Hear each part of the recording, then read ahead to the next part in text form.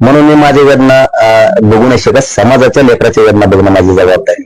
त्यामुळे कोणाचा बी बाप आला ना तरी संतोष भायाचं मॅटर दबत नसतं, मी दाबून बी देत नसतो. आणि मी या उपोषणात संतोष भायाची, देशमुखांची सुद्धा मागणी घेणार, सूर्यवंशीची पण घेणार, सोडणार नाही. आणि मुंबईला उद्या मोर्चा त्यातही मराठा बांधवांनी सहभागी व्हावं हे आवाहन करतोय. कारण मला उद्या उपोषण असल्यामुळे येता येत नाहीये. तेही माझं आव्हान. मी समाजाच्या कल्याणासाठी काम करतोय, माझ्या नाही. मी स्वार्थासाठी लढत नाही. मी प्रामाणिक आहे माझ्या समाजाशी, आणि ते प्रामाणिकपणा माझ्या समाजासमोर सिद्ध केलं. मी फुटत नाही, मॅनेज होत नाही.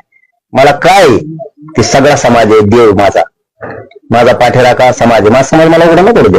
यांनी कितीही मला एकटं पाडायचा प्रयत्न करू द्या, धावून येतो माझा मराठा समाज. हो, तुटून पडतो. जे त्यांचे मुलं, स्वतःचे मुलं त्यांच्यासाठी करतायत, त्याच भूमिकेत मी समाजाचा मुलगा म्हणून काम करतो.